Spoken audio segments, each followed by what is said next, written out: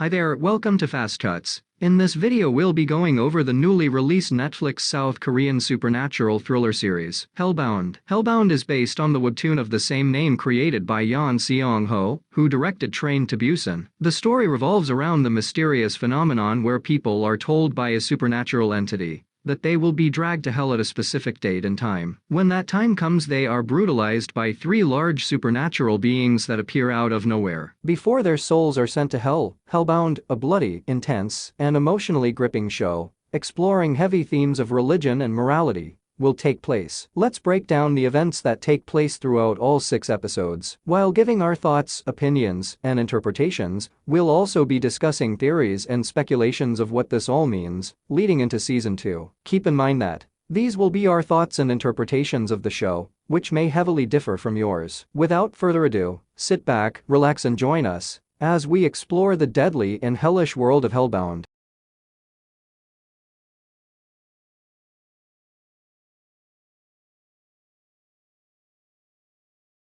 Episode 1 begins in a small coffee shop, where some patrons are debating the legitimacy of an online video. The man in the video is talking about an angel that tells the name of an individual, who is then told the exact time they will be sent to hell. We see 3 large shadowy figures beating down a man and seemingly fulfilling that prophecy. We see a nervous man staring at the time on his phone and looking around like the IRS is after him or something. When the clock hits 1:20 and we hear a loud thundering noise, 3 large supernatural beings suddenly appear and begin brutalizing the man. They relentlessly chase the man down and beat the absolute crap out of him, sending him straight to hell. The creatures then disappear into some kind of portal, leaving the man's remains in their wake. During a police briefing, we learned the man's name was Jung. The incident, now called the Hapsong Station murder case, has gone viral on the internet. Here we meet one of our main characters, laid-back detective Kae-neun. He and his partner Unpyo are assigned to investigate a religious group called the New Truth. The religious group was created by a man named Jing Jinsu 10 years ago in 2012. They arrive at the crime scene, anti-chairman Jang giving a presentation. Kae-neun sees his daughter Hijing at the presentation, who is supposed to be in school. He shows the charred remains of several individuals that were supposedly visited by an angel and told them they would be sent to hell at a specific date and time. They were all criminals and viewed as sinners in the eyes of God. The New Truth views these deaths not as murders, but as divine intervention and a warning from God for people to be more righteous. Unpyo appears sympathetic to the views of the New Truth, while Kae-neun believes that the law strictly dictates right and wrong. He believes that people have free will and should not be scared into living a righteous life. Chairman Jung brings up Kae-neun's wife, who was murdered some time ago, and the culprit was arrested. A drug test revealed he committed the crime while under the influence of drugs. He was given a light prison sentence of 10 years, of which he only served 6. This brings up the real-life issue of the mistrust that people have in the justice system. A woman named Park Jung-ja returns home from work to a birthday surprise from her 2 children. Right after blowing out her candles, a mystical face appears out of nowhere and tells her she will die in 5 days at 3 p.m. He could have at least waited until they cut the cake. If we listen closely, we can make out that the voice is that of a man and a woman speaking simultaneously. We then meet the leader of another religious group called the Arrowhead. During a live broadcast,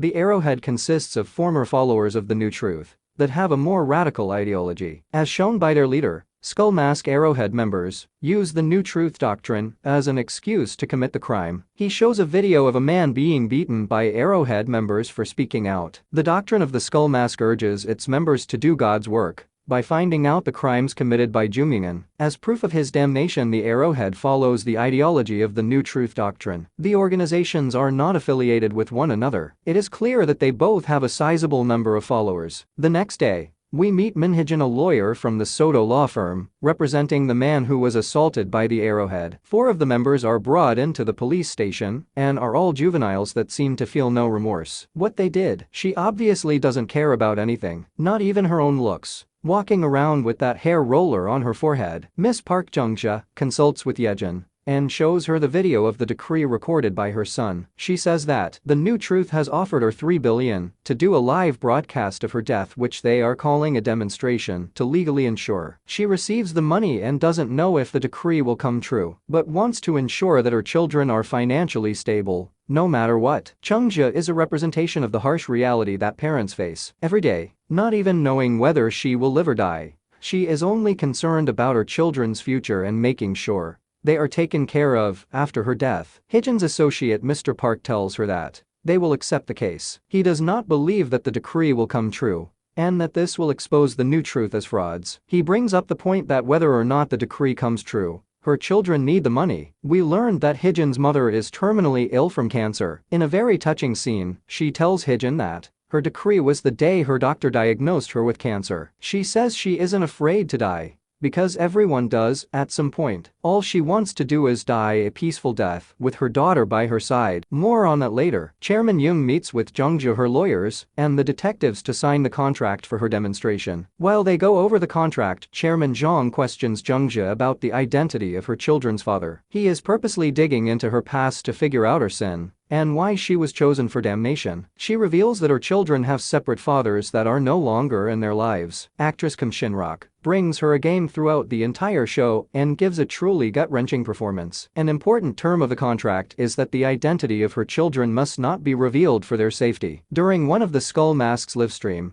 a commenter with the username Conforms38 leaks Park Jungja's identity in the comment section. Conformist38 is revealed to be Detective Unpyo, who turns out to be a devout Arrowhead follower. This was hinted at in a couple of scenes, starting with the car ride in an episode. Pio showed he had prior knowledge of the Arrowhead and almost went on a tangent about his beliefs before he caught himself. He also tried and failed to obtain the identity of Jungja's children so that he could leak that information as well. Kyung-hoon comes home and finds that his daughter isn't there. He calls her and she uses the oldest trick in the book. He falls for it and we see that she is in Chairman Young's apartment. She reveals that she feels responsible for her mother's death the day she died, soon after thinking that the new truth was responsible for leaking Jungja's identity. Hyejin rushes with the children to the airport. They safely board a plane to Canada, where they will be taken care of by her cousin. Meanwhile, Chairman Zhang and Hyejin capture the man who killed her mother. The man is then burned alive, while Hyejin watches with a twisted look of pleasure on her face. The man's remains are discovered the next day, staged to look like he was dragged to hell. Chairman Young wanted this to look like divine intervention. He wants people to think that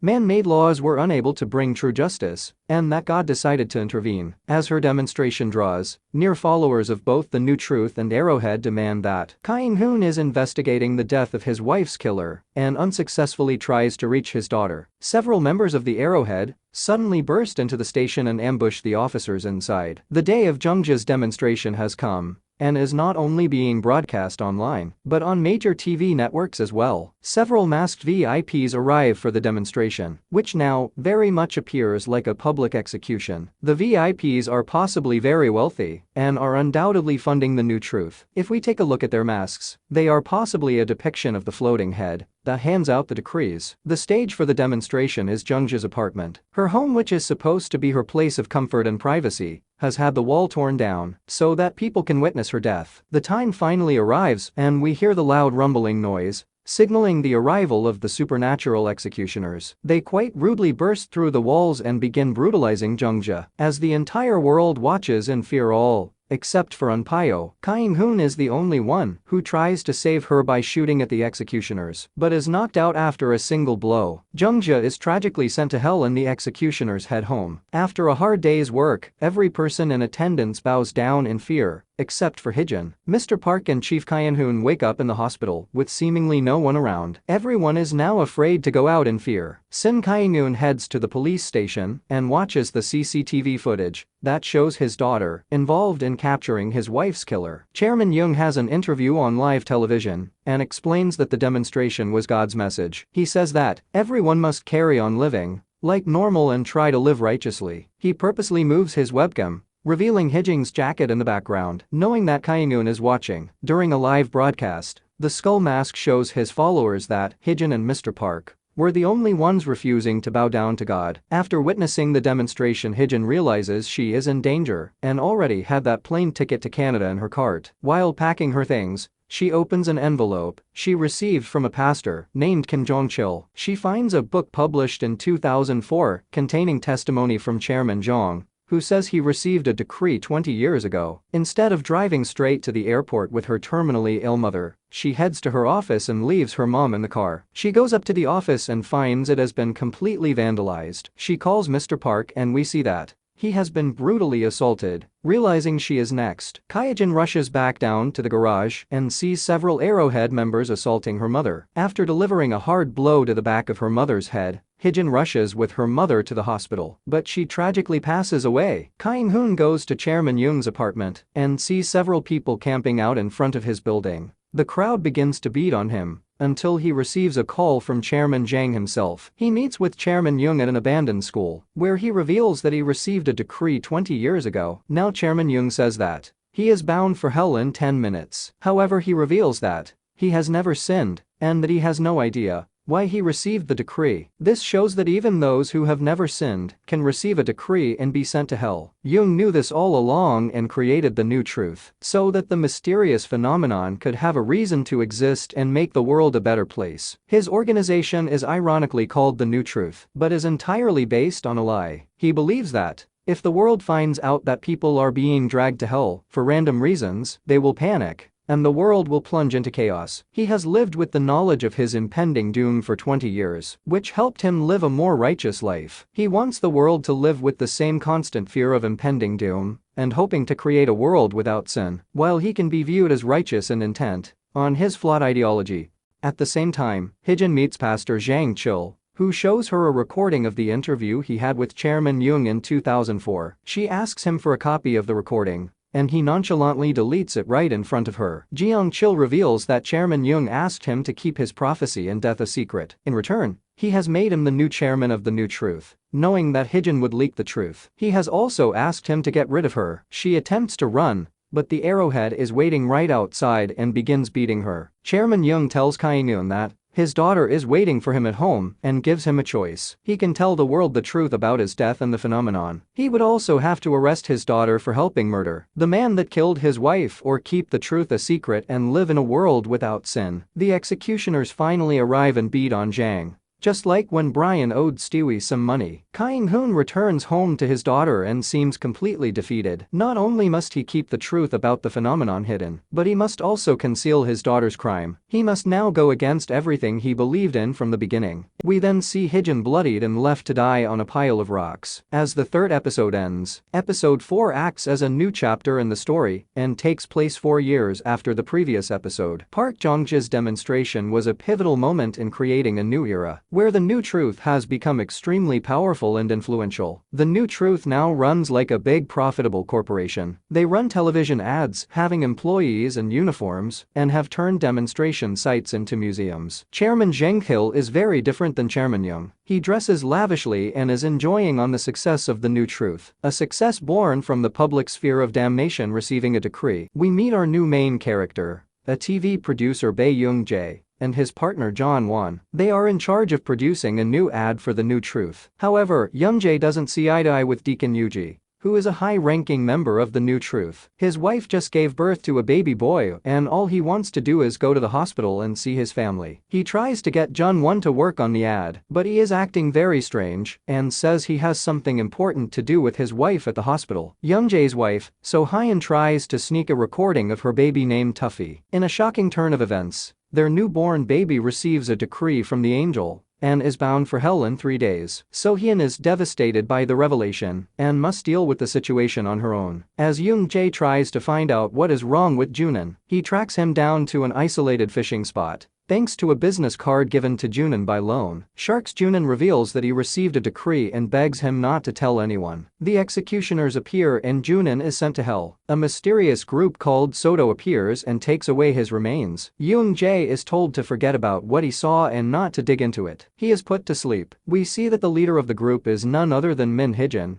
who survived her brutal attack at the hands of the Arrowhead 4 years ago. She attends secret organization Soto, like her previous law firm is named. According to an article, the sacred district of Soto is the sacred place where refugees fled for protection, as it was independent of the government at that time. Similar to the sacred district, its name is based on Soto's works in the shadows and is independent of the current authority of the land. Young-jae finally arrives at the hospital, and he is shown the tragic video of his newborn baby receiving the decree. Deacon Yuji joins the police in their search for Jun Hwan, who has been reported missing by his wife. He discovers the business card for Soto's quick loan and realizes that something seems off about his disappearance. The new truth now seemed to have a clear influence over the police. Much like what happened to Park Jung-jae, the new truth has turned demonstrations into a televised public spectacle, led by the over-eccentric Chairman Jong Chil. The stole worn by Chairman Jong Chil and the jackets worn by the deacons are the color aquamarine, a color that symbolizes clarity and harmony. The color they wear, much like their name, are a very misleading and deceptive representation of who the new truth is. With no one to turn to, Young-jae seeks out the Soto organization and shows them the video of his baby's decree. He meets with a man named Hyun-jun, who tells him that the decree is a supernatural phenomenon that cannot be explained and was disguised as God's will by Chairman Young. He says that Soto is an organization that works in the shadows directly against the new truth. They hide those who receive the decree and prevent their identities and deaths from going public. Deacon Yuji tells Chairman Jong-kil he believes that the Soto group is hiding the bodies of those receiving the decree. He learns that the group is being led by Men Hijin and realizes the arrowhead failed to kill her 4 years ago. He orders Deacon Yuji to find every member of Soto and bring them in. Yuji tells his partners Deacon Sashong